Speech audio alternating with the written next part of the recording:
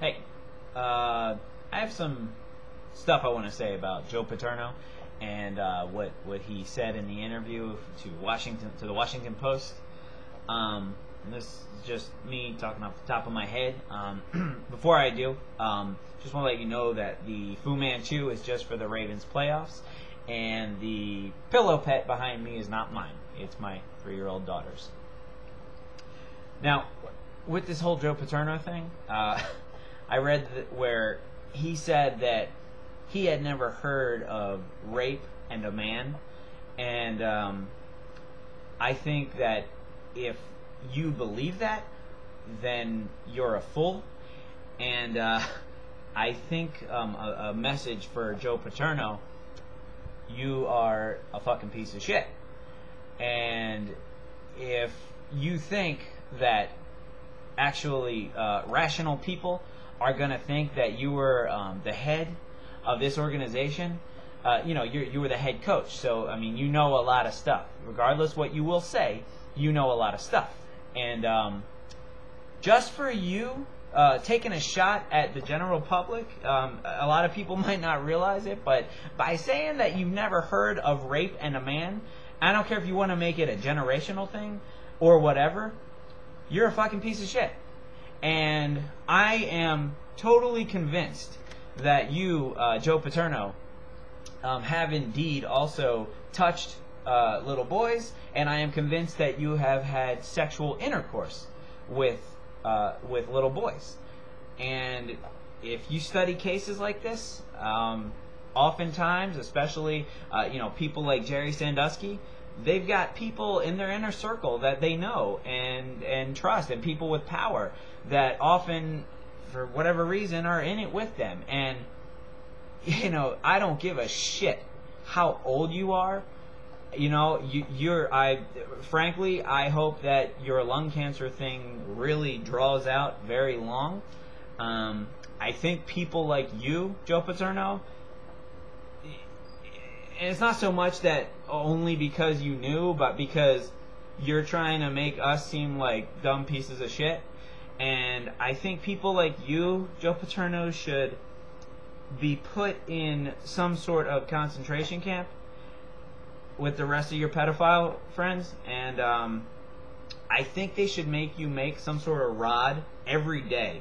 You need to build something out of wood or stone or something like that. And I think every single day they should sodomize you with it. And when your butthole tears, I think they should sew it back together.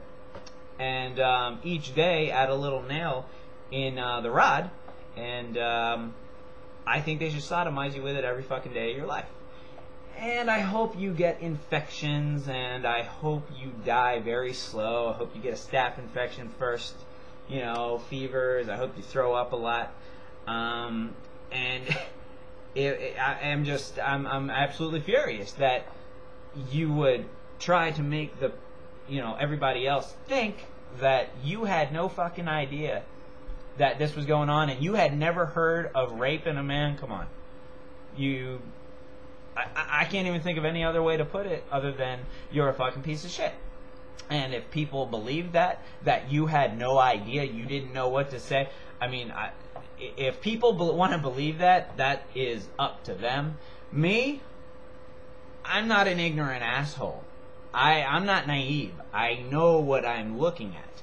And if I say to somebody, well, I never heard of rape in a man, that can't happen. Guys have buttholes too. That's all. It doesn't even take a butthole. It takes a mouth hole. It takes being touched. That's bad enough. So even if you heard somebody maybe he was in the shower, doing whatever he said he was doing, touching letting the boys rub up against the wall, touching their thighs. He admitted he touched their thighs and he squoze them. You definitely heard about this, and you didn't know what to think. Jeez, you're a fucking piece of shit. That's what I think. And no, that's not even what I think. That's a fact. So, I hope this cancer thing goes good for you, in that I hope you survive but have a lot of pain. I hope you live at least another 20, 25, 30 years, and I hope every day You have to get your colostomy bag changed at least 4 times a day. I hope you stroke out several times. Let's see. I don't know. You are like a piece of, I don't know, shit that comes out of a fish, and you just, I don't know. You're a fucking piece of shit. And I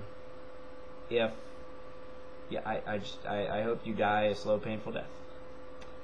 And hope you see this. And yep. So, thank you for listening.